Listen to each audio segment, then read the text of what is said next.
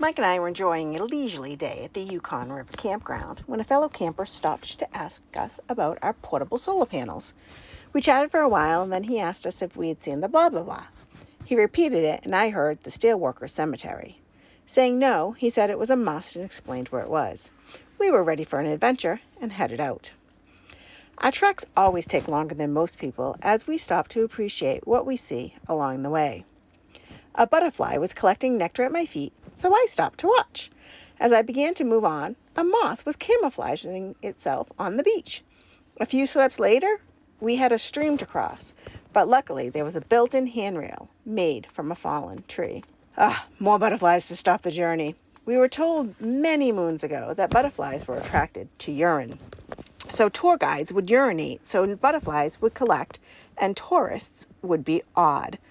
No tourists here, just nasty humans peeing on the beach. As we walked on, you could see a shape forming that looked like the roof to a house or shed. When we were closer, we could see it was a shipwreck.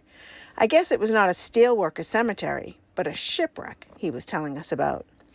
Admittedly, I have no knowledge of the shipwreck that is tucked up on the banks of the River Yukon until today. Once we explored it, I needed to research what I had seen. So what we were witnessing was the Canadian Development Company's shipyard, aka now called Sternwhaler Graveyard. There are 5 known ships docked here that later were abandoned and left to nature. You really couldn't tell any of them apart because they were all kind of just jumbled in. It was really fascinating. The Mary F. Graff was a wooden steel whaler built in 1898, and she had accommodations for 16 passengers. In 1903, she was proven too large, unwieldy, and awkward to handle well in the low waters of the Yukon River. The Victorian, also a wooden steam whaler built in 1898, had 1 deck. She was licensed for 75 first-class passengers, 100 second-class, and accommodations for 29. The Victorian moved to Dawson in 1912 to be used for parts for other boats.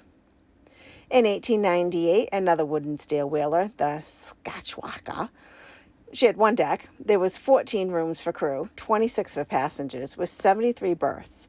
Her last run was in 1917. The Seattle No. 3 was a wooden steel whaler, also built in 1898, and she was docked in 1922, never to run again.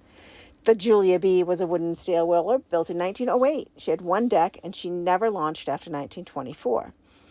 The Tyrrell was a steel and wood steel whaler built in 1898, and its last launch is unknown. For over 100 years for some and longer for others, the stern whalers have rested.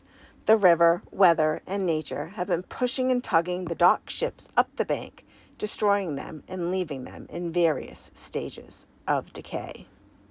If you want to see it, drive on up to Dawson City.